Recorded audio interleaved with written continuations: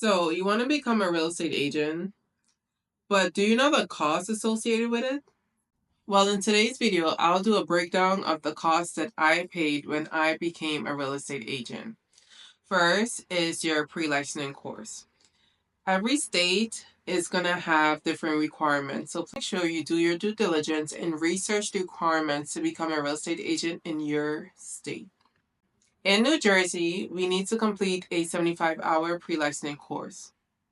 The original fee was $549, but I found a promo code and I was able to get it down to $329. So I saved a lot.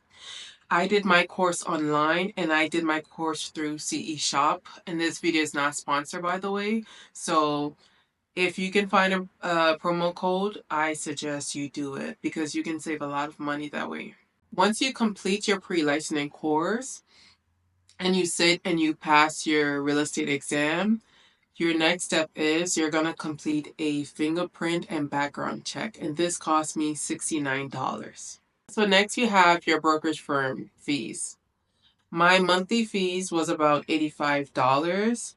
Every brokerage firm is going to have a different fee. I found that cloud-based brokerage firm was a lot cheaper in fees because it's online compared to brick and mortar.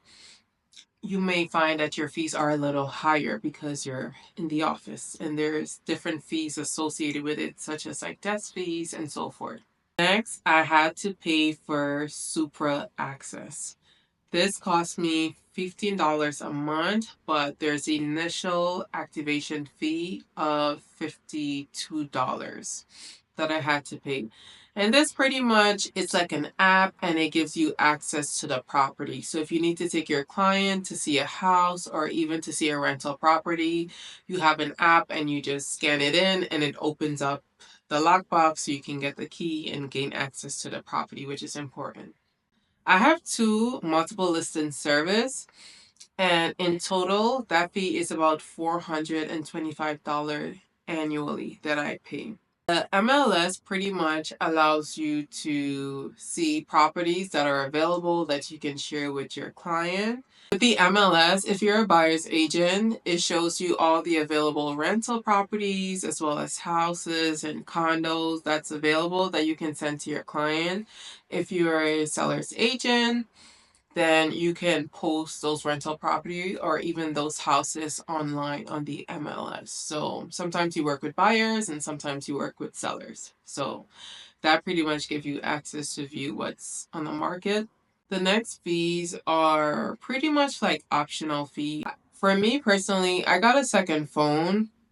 So I have a monthly bill that I need to pay as well as the cost for the phone. I didn't want to have the same phone that I use for my personal life for my business. So I got a second phone line and I got a second phone and I pay monthly for it.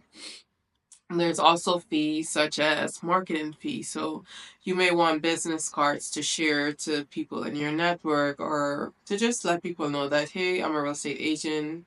Here's my business card. There's also like yard signs and different other marketing products that you can get once you're a real estate agent. And you'll have to pay that cost associated with it.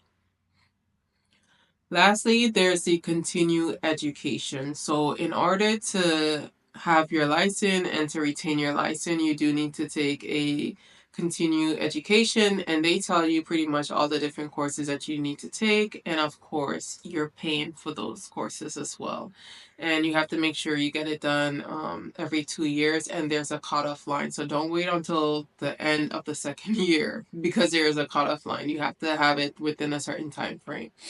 One thing I do want everyone to keep in mind, yes, there's a lot of fee that's associated with being a real estate license, but don't look at this as a negative. If money is something that's a little tight for you, you can save up or you can get a second job, or at least you know the fees that are coming. You're not blindsided when you get hit with all those fees as you're transitioning to become a real estate agent. This is more so to prepare you to become a real estate agent, because once you start putting in the work and you're making the money from being a real estate agent, those fees are going to be so minute that it's not going to be a hinder to your progress as a real estate agent, as long as you're putting in the work and doing what you have to do. I hope this video was helpful to all my new agents, and good luck on your success and your journey.